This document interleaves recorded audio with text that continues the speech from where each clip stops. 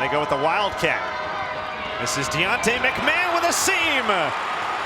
McMahon second level inside the 20 into the house. 67 yards. And the Cowboys strike again. On 3rd and goal. Lindsey Scott on the move. Seeking, fires to the end zone and caught for the touchdown. Dontez Costley. And the Colonels strike first here in Lake Charles. Orgeron to throw again. Over the middle for Matthews. And 6 more for the Cowboys. 3rd down and long for NSU. 1 for 7 today. And Chambers comes through again. Well, what a game for the grad transfer from Houston. 2 sacks on the series. It's 4th and long.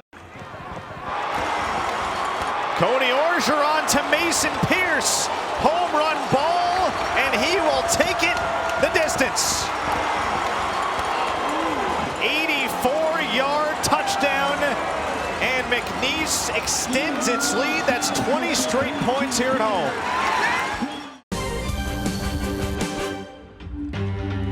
Live from Cowboy Stadium in Lake Charles, Louisiana, Cox Sports Television is proud to present Southland Conference football as the 13th ranked Nichols Colonels visit the McNeese Cowboys.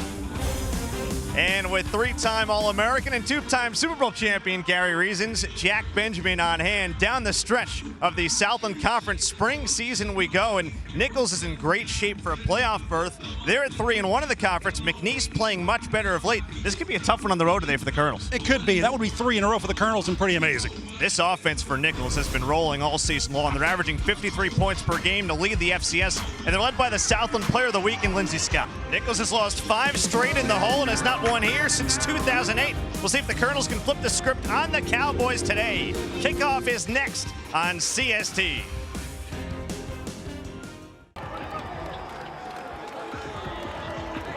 McNeese extends its lead on number 13 Nichols, 37-24. They capitalize off the muff punt. Second touchdown catch today for Josh Matthews. How about the job that Frank Wilson is doing with this team? He was named the 17th head coach back in January of 2020. Took him nearly 400 days to finally coach a game against Tarleton when you factor in the pandemic and the hurricanes and everything he's gone through. But a Louisiana guy through and through, and just a tremendous, tremendous recruiter. Yeah, he really is. He's one that he loves being in this state. He loves recruiting this area. And he wants to be a difference maker here, being a leader of this program, and he's well off to a good start. He was named SEC Recruiter of the Year back in 2015, 4 years at UTSA. And now coaching against his alma mater and trying to get a win here today. Fair catch waved for by Dontez Costley for Nichols. So a game that has been controlled for the most part by McNeese. How do the Colonels now respond? Down 2 scores again with 12:48 left. Their offense just has to execute. They're not making the big strikes here in this ball game that they're used to making, because this McNeese defense has just kind of kept everything in front of them. They've had to grind things out here, so the clock is not really you'd think a factor here. 12 minutes to go. They need to get a couple of touchdowns to knock this thing up, but we'll see what happens here.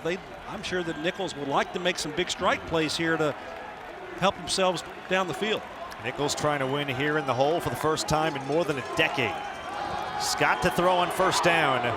Fires for KJ Franklin, who makes up for his bobble on the punt return and gets near midfield for the Colonels. That was a great catch by Franklin over the shoulder. This is a pretty throw here by Lindsey Scott. Good job of getting that up there, and that's kind of an explosive play you like to see. Who else in the backfield again? Isaiah Chambers bearing down on Lindsey Scott. And again, just gets that ball away, incomplete for Gums.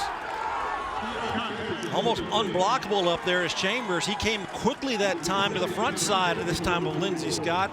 Scott, he's draped all over Scott as he's throwing that football away. So, Gary, you know a thing or two about unblockable guys, playing alongside a guy named Lawrence Taylor for a little while, and, of course, that linebacking core with the Giants. What were the things that you saw offensive lines do to try to contain you guys? Well, when you have a great pass rusher, you have to account for him all the time, and And Chambers is that kind of a guy. You have to know where he's at, whether it's this tackle, he goes to the other side. They do move him around, so he's somebody you have to account for in the pass rush. One way to do it is get the ball out quickly, and Scott finds Costley for 13 and a first down.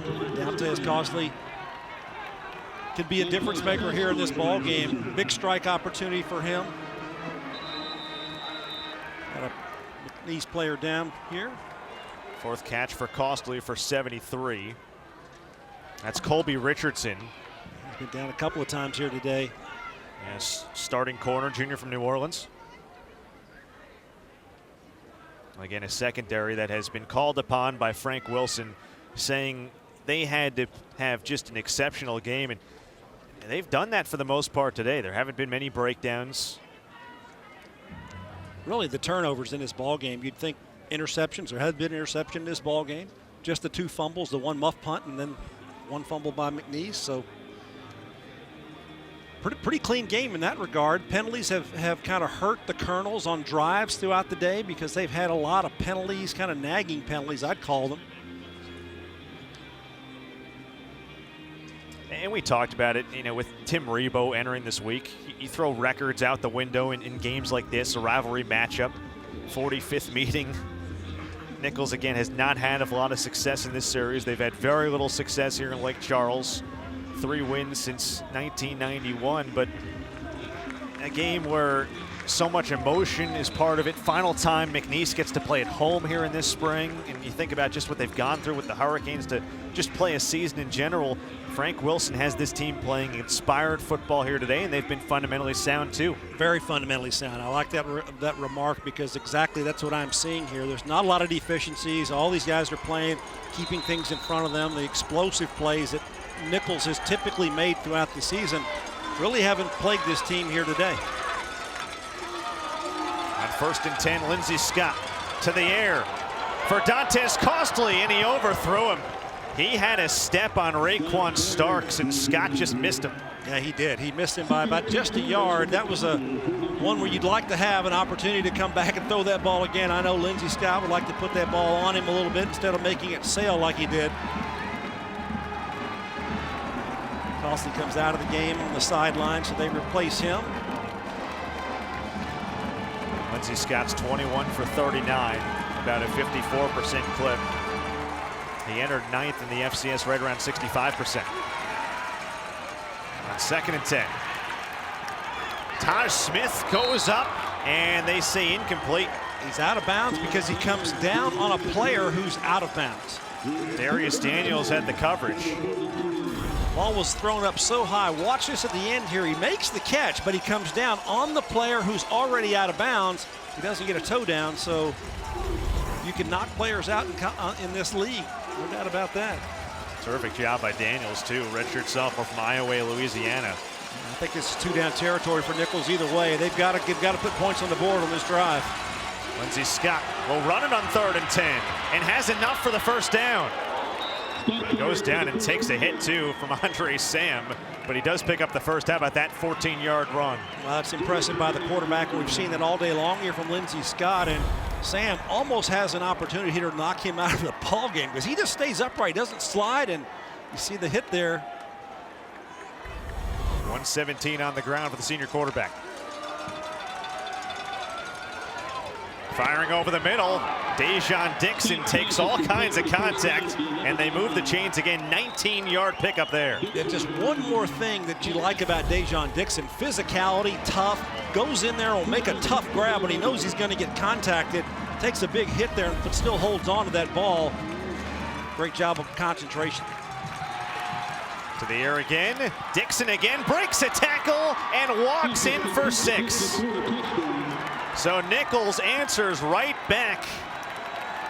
Dejon Dixon from Lindsey Scott, and the Colonels back within 7 here in the 4th quarter in Lake Charles. Kind of the quick work that we're kind of been used to seeing this season from this Colonel offense. They've been a quick strike offense. They moved the ball very efficiently that time. Lindsey Scott was superb, throwing the ball out here to Dejon Dixon, who just breaks the tackle and gets into the end zone.